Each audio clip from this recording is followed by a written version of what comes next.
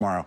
And joining our discussion now are two Democratic members of Congress, Congressman Raja Krishnamoorthi of Illinois. He is a member of the House Oversight and the House Intelligence Committees, and Congressman Ro Khanna of California. He's a member of the House Oversight Committee. And Congressman Khanna, let me start with you.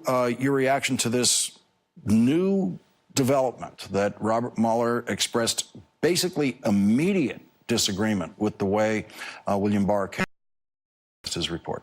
Well, this is not a complex legal issue. It's actually common sense. If a law student engaged in this kind of dishonesty, they would be kicked out for academic fraud. If a lawyer engaged in this kind of dishonesty, they would be disbarred. Bill Barr needs to resign, and he needs to resign tomorrow.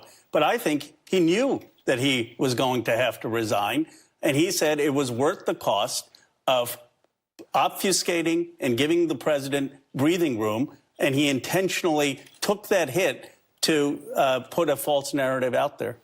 Presidential candidate Julian Castro has also called for Barr's resignation. Congressman Krishnamoorthi, your reaction to this breaking news tonight?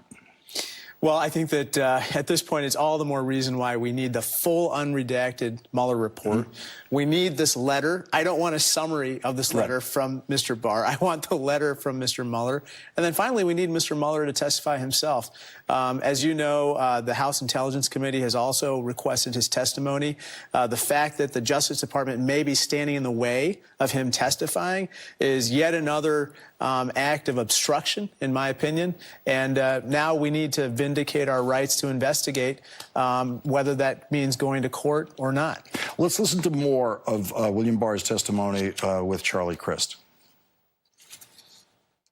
Did you contemplate having the special counsel's office help you with the preparation of your March 24th letter, or did you?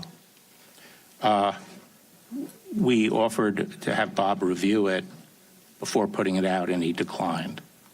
I didn't ask you about reviewing. I asked if you thought about having them help prepare the March 24th letter. I mean, they did the report after all.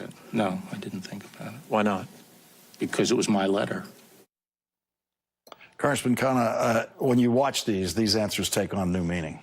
Well, it's trying to be so slippery and trying to obfuscate, but it's not going to work. I mean, the American people have common sense. They know that he went before the Senate and he lied. I mean, he said that Bob Mueller didn't give him any indication of disagreement. That is just untrue. And at some point, we have to distinguish fact from spin, truth from untruth. And this is as obvious a case as you can get.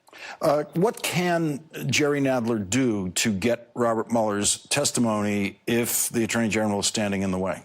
Well, he would subpoena Robert Mueller.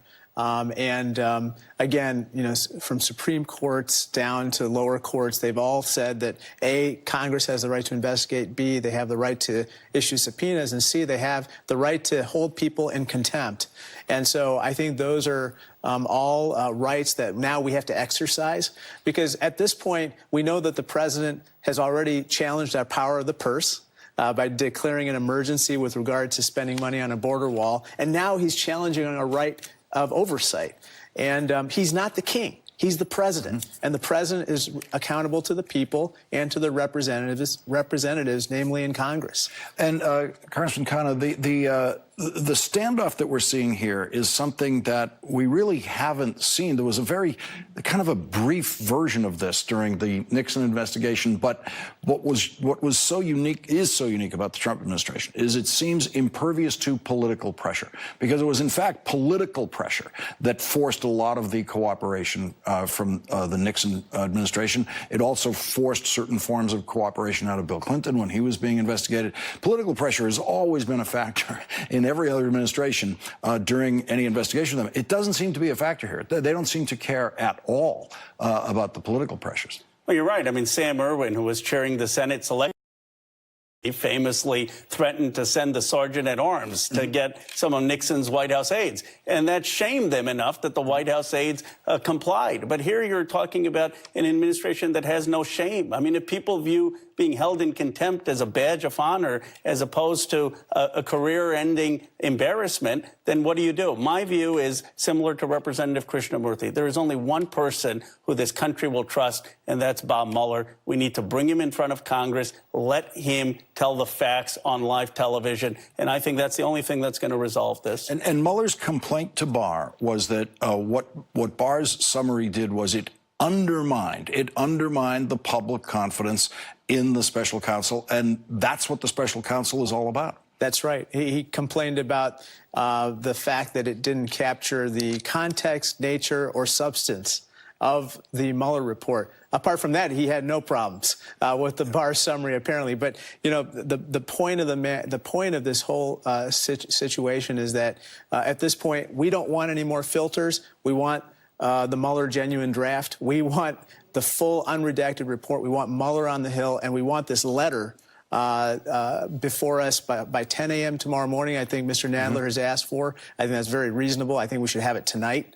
But no more filters. We don't want. The Washington Post saw it, but Congress hasn't. Yes. Yeah.